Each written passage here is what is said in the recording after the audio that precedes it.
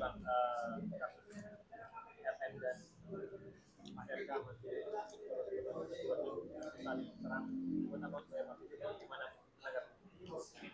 Ya, yang pertama begini, saya mau mendefinisikan dulu ya, apa itu perselingkuhan, apa itu perzinahan.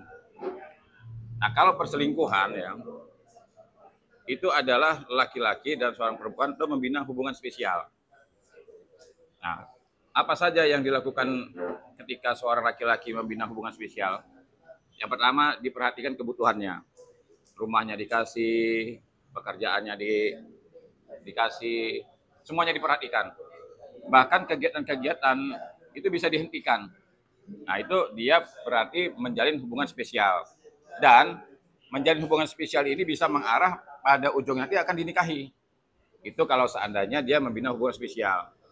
Nah, tapi kalau seandainya kenal bulan 5, bulan 6 bertemu dan katanya sudah satu hotel.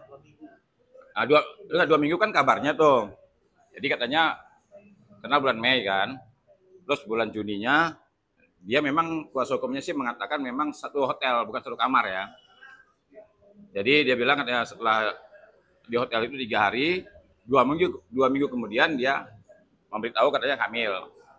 Nah, saya lebih cocoknya ya, saya lebih kenanya tuh kok menyimpulkan ini bukannya perselingkuhan tapi perzinahan. Nah, kalau seandainya terjadi perzinahan itu artinya ada nggak permasalahan hukumnya? Ada. Apa permasalahan hukumnya? Karena Pak Ridwan Kamil terikat perkawinan yang sah. Nah, kalau seandainya LM ini seorang gadis atau janda, atau Ridwan Kamil ini seorang duda atau bujangan, dia tidak ada permasalahan hukum karena suka sama suka. Nah, kalau Ridwan Kamilnya terikat dengan perkawinan yang sah, maka ada peristiwa hukum. Siapa yang berhak melaporkan? Ialah istrinya. Nah, sekarang saya juga kemarin ada mendengar juga ya dari ada salah satu pengacara kondang mengatakan bahwa anaknya ini bisa mendapatkan warisan. Nah, itu saya kurang setuju tuh. Jadi warisan itu bisa jatuh. Yang pertama, status anak itu anak sah. Anak sah ini adalah anak yang lahir dari perkawinan yang sah. Artinya ada ibu bapaknya menikah resmi di KUA, terdaftar di pemerintah. Itu anak kandung namanya. Nah, ada anak di luar pernikahan. Nah, apakah anak di luar pernikahan itu anak zina? Bukan. Anak yang lahir di luar perkawinan sah. Itu artinya nikah siri. Saya kasih contoh gini. Macica Mukhtar, ya, itu punya anak. Perkawinannya perkawinan siri. Berarti anak lahir di luar perkawinan sah. Tapi anaknya bukan anak zina. Nah, kalau seandainya ada anak lahir, ibunya belum nikah, bapaknya belum nikah, itu anak zina. Beda ya. Kalau anak zina berarti dia tidak nikah. Kalau berarti dia anak zina itu lahir di luar pernikahan. Tapi kalau anak lahir di luar pernikahan belum tentu anak zina, bisa nikah siri. Nah, itu diakui itu. Nah, permasalahannya kalau anak lahir di luar nikah masih bisa dapat warisan karena dia nikah siri. Tapi kalau anak lahir orang tua belum nikah itu namanya anak zina. Dan ini tidak dapat warisan. Nah, sekarang begini, anaknya kan lahir tuh. Ibunya belum nikah saat dia lahir. Berarti ini bukannya anak di luar nikah, tapi anak zina. Nah, harus bisa dibedain ini, ya. Nah, anak zina ini kalau di dalam hukum dia tidak punya bapak, tidak punya emak karena tidak ada catatannya. Tidak ada catatannya tuh. Nah, jadi dia tidak dapat tuh. Makanya saya melihat persoalan ini sebenarnya harus digali lebih dalam lagi. Nah, kalau seandainya hubungan RK dengan LM ini memang ada kalimat-kalimat janji akan begini, akan begitu, nah, itu bisa dituntut. Nah, setahu saya laki-laki itu kalau sudah jatuh cinta ya, dia itu bisa gelap mata. Nah, dulu pernah juga ada anak mantan presiden, ya, anak mantan presiden menjalin hubungan dengan penyanyi. Nah, ini yang disebut, saya akan memberikan perbedaan.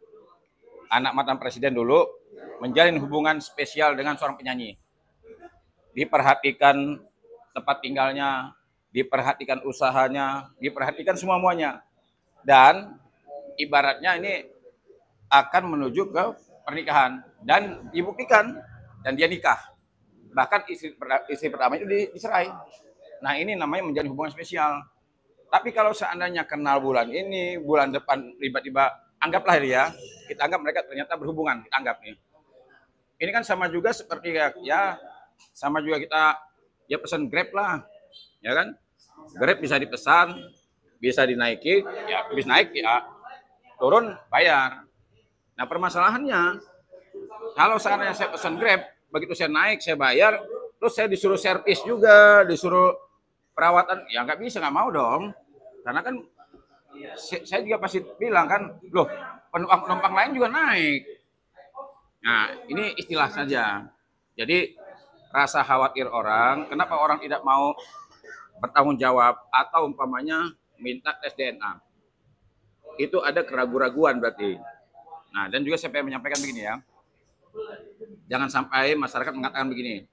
Kemarin saya lihat di media sosial banyak sekali mengatakan, wah, kalau seandainya kedua belah pihak sudah sepakat tes DNA, berarti jangan-jangan Pak RK sudah icip-icip dong.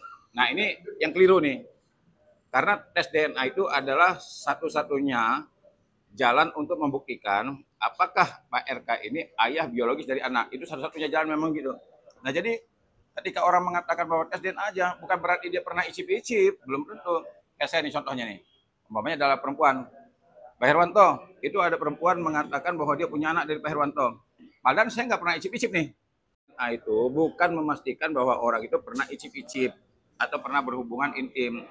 Tes DNA itu hanya memastikan bahwa benar nggak seorang pria ini anak biologis dari si perempuan gitu.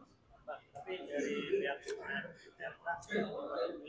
belum ada siapa untuk tes DNA. Dan Pak kan di pembicaraan yang bocor di rekaman di Korea itu yang kita duga kan ada yang katanya dia Ya. itu bukan suara Pak RK dan juga bilang ngapain tes DNA ini kan saya bukan bapaknya, ada bapak yang lain.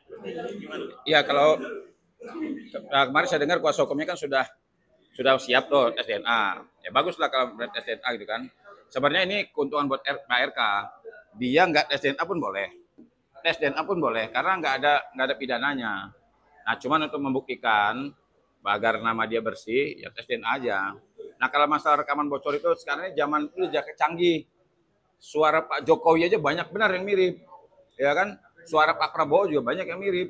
Jadi kalau itu belum bisa dijadikan bukti lah. Tapi intinya begini ya. Intinya saya melihat dari perkara ini gitu. Nah, kalau seandainya ya, ibaratnya LM ini hanya ingin memastikan bahwa apakah anak yang dia lahirkan itu benar ayah biologisnya di RK umpamanya gitu. Saya rasa tidak perlu seperti ini. Ya kan? Ini kan sudah 4 tahun nih. Harusnya dulu kalau memang dia memang ada komunikasi dan sebagainya, kalau hanya memastikan bahwa benar gak RK ini adalah ayah biologis dari anak itu. Dari kemarin sebenarnya udah dari dulu harusnya udah dites gitu kan. Jangan sampai sekarang. Sekarang ini kan kasihan Pak RK-nya. Kasihannya kenapa? Untuk permasalahan hukum, dia mungkin nggak ada masalah, tapi sanksi sosialnya luar biasa. Setiap ada kasus korupsi saat Pak kemarin ada juga persiapan Bang Rizik terus timbulah isu perselingkuhan ini. Maksudnya gimana sih? Apa karena dulu LM juga sempat dulu masih jabat masih sering dikasih, kira sekarang sudah ini kan kata beberapa bulan ya dikasih, dikasih ya makanya kalau saya ngelihat apakah pengalihan isu, saya kurang yakin. Kenapa saya kurang yakin? Karena pengalihan isu ini kan kalau seandainya dari korupsi ke masalah seksual begini, saya nggak itu yakin. Karena apa? Sama-sama menanggung. Bahkan ini menurut saya lebih parah. Kenapa? Karena ini kan masalah moral ya, masalah akhlak. Saya nggak yakin kalau misalnya dialihkan isu dari korupsi ke situ, saya nggak yakin. Kecuali kalau misalnya perkara yang lain ya. Tapi kalau ini kan luar biasa ini masalah apa namanya moral, masalah akhlak, ya. Saya kurang begitu yakin lah kalau ada pengalihan gitu. Bang, berarti teman-teman dari hukum gimana melihatnya nih? Pak RK harus segera terlibat biar Ya. clear masalah, dan kalau misalnya Bang, ada kemungkinan kalau misalnya ada penyerahan dari Pak RK, apa yang dilakukan Pak RK? Ya kalau saya begini, saya sih setuju Pak RK tes DNA aja. Karena Pak, kalau emang dia merasa tidak pernah, ya apalagi tidak pernah lagi, oh udah langsung aja, jangan ragu-ragu, tes aja DNA, jangan ragu-ragu gitu kan. Karena apa? Sebenarnya ya kalau kita mau jujur nih, peristiwa seperti ini itu banyak dialami sama ya mau pejabat, mau orang kaya, mau ini, mau itu, udahlah kita terbuka saja lah ya. Lah kita aja, saya aja kadang-kadang pengacara aja nangani perkara di daerah aja, kan selalu ditawari kita, Pak, butuh tempat teman tidur enggak? Ya kita dudukin aja. Ya cuma saya kan nggak mau. Kan. Ya, jadi kalau bicara masalah pejabat, ya apalagi pejabat kan, anggota dewan segala macam banyak lah. Nah, kan orang-orang seperti ini kan peristiwa-peristiwa seperti ini bisa jadi setiap minggu kali terjadi, ya kan? Ini hanya ini yang terangkat di permukaan. Jadi ketika permasalahan ini dibuka, kan yang bikin gegernya sebenarnya bukan LM-nya, yang bikin gegernya ini kan RK-nya. Kalau LM-nya mah kan dia model apa nama jalan dewasa kan, ya jadi sudah ya sekarang katanya sudah punya suami lagi, ya kan biasa aja dia kan.